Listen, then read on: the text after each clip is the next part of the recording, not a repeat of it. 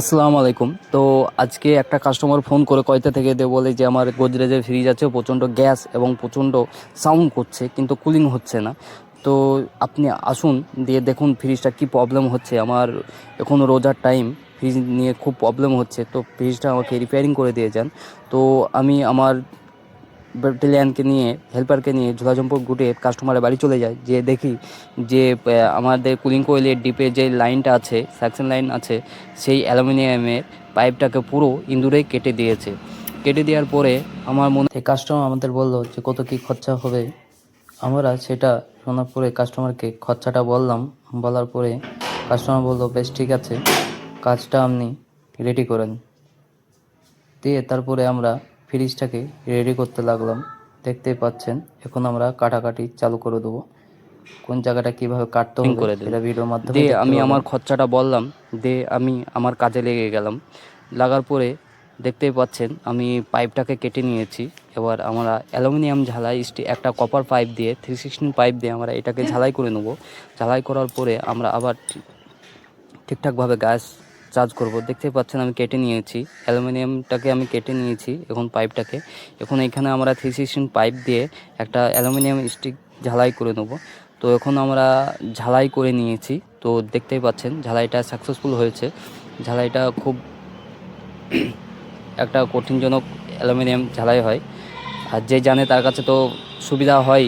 যার জানা আছে ঝালাইটা তার কাছে আসান, আর যার জানা নেই তার কাছে খুবই কঠিন, কিন্তু প্রতিটা কাজই।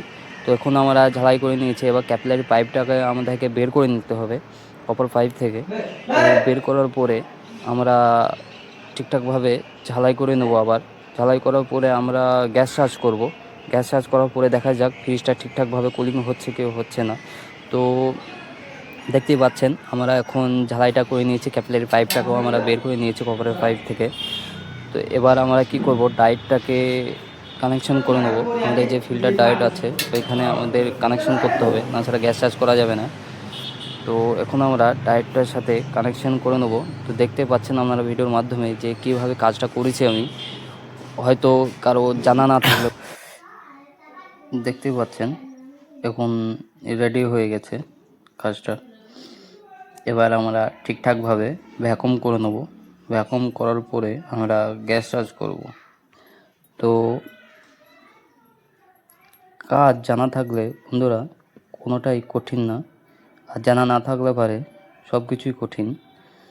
তো এখন আমরা অ্যালুমিনিয়াম ঝালাইও করে ফেলেছি, সব কিছু কাজ কমপ্লিট, কাস্টমারও হ্যাপি।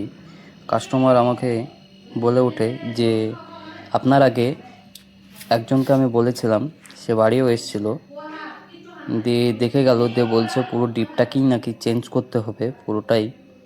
দিয়ে কন্ডেন্সারের বাইরে দিয়ে নাকি আপনার পাইপ আসবে, দিয়ে কানেকশন করার পরে আবার নতুন ডিপ আবার ঠান্ডা হবে এরকম বলেছিল। বাইরের থেকে ডিপ চেঞ্জ করবে, সাকশন লাইন বাইরে থেকে হবে। তো কাস্টমার তাকে পে করায়নি, আমাদের ফোন করার পরে যে দেখি যে প্রবলেম, দিয়ে আমরা করে দিই কাজটা। তো কাস্টমার এখন খুবই খুশি, অল্প টাকার মধ্যে কাজটাও হয়ে গেল এবং আগের মতনই অরিজিনাল কাজটাই হলো। কোনো প্রবলেম নেই, কাস্টমার খুব খুশি এখন। দেখতেই পাচ্ছেন কুলিংটাও খুব সুন্দর হচ্ছে, খুব সুন্দর কুলিং আসছে এখন।